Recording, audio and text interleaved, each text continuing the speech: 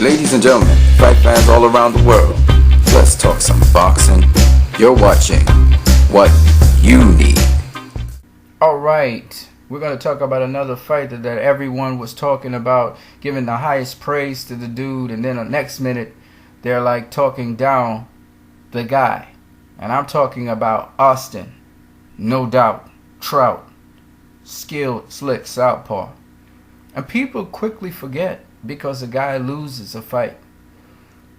This guy has 31 fights, 29 wins, 52% of those wins by knockout, and only 2 losses on his record. And they forget how long this guy took to build his career. Really cool dude. Let's talk about Austin, no doubt, Trout, shall we?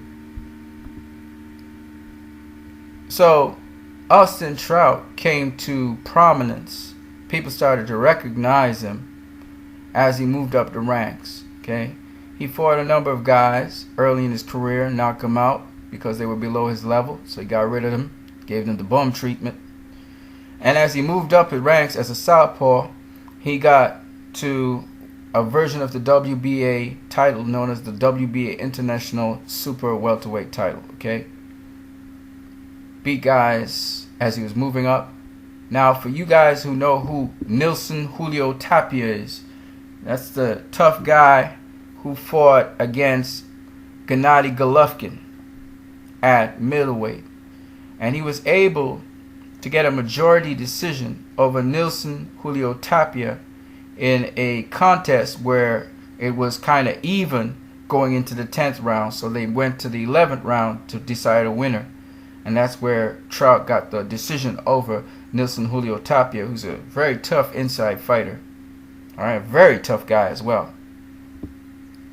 So people started to recognize this guy, pay attention to him, okay?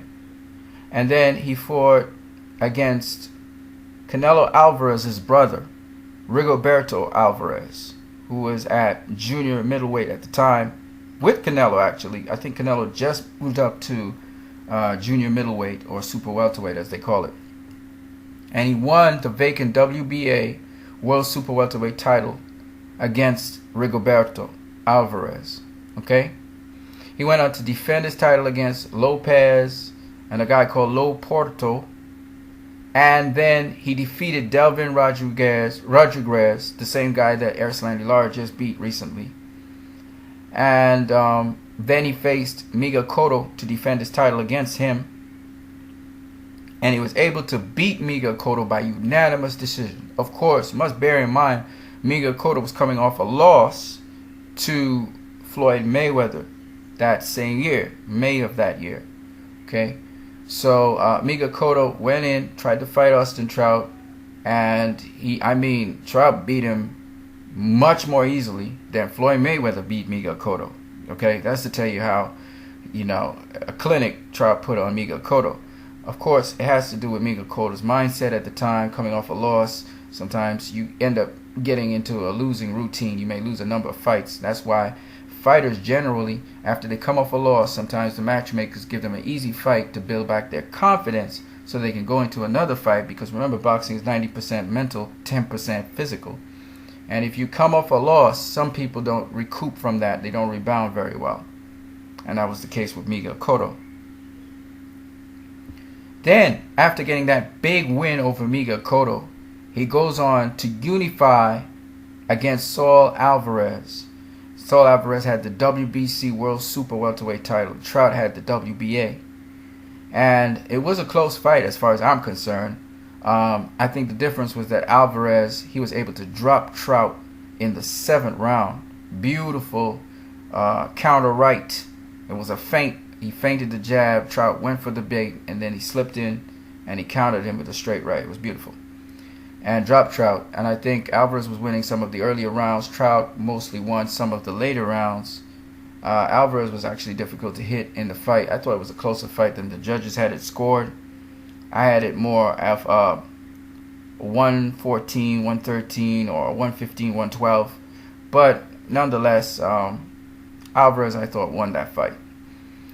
Now, after that first loss, people were saying, that Austin Trout won the fight. A lot of people were saying Austin Trout won this fight off his jab. That's what I remember people saying. And then Alvarez was, he got the decision. The judges robbed Trout. Now Austin Trout goes and faces Erislandy Lara. He gets knocked down in the 11th round. Lara beats him much more convincingly than Alvarez. And all of a sudden, people start down talking Trout. Oh, he's not really all that. He's not really great material. He gets dropped in his next fight against Daniel Dawson. And people are like, yeah, Trout ain't nobody. Even though he wins, he gets up to win the fight and knocks down Dawson in the 8th round. He goes on to fight another fighter who we don't really know, Luis Gradeja.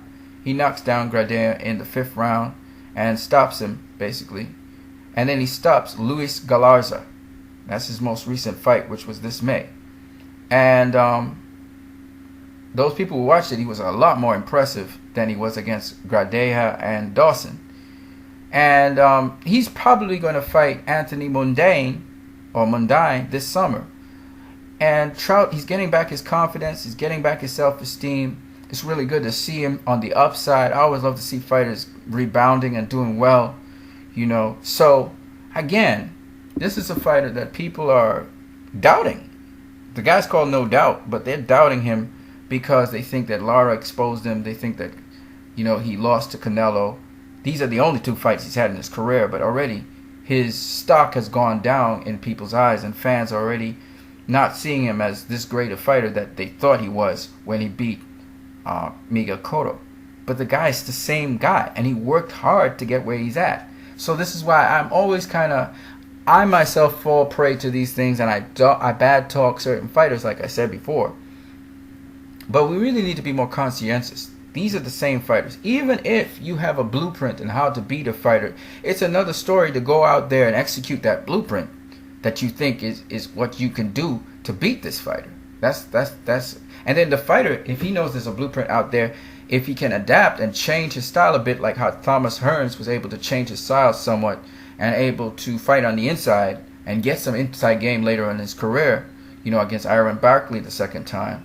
If you can change certain things in your game, that's the key in boxing. It's always improving, progressing, adapting.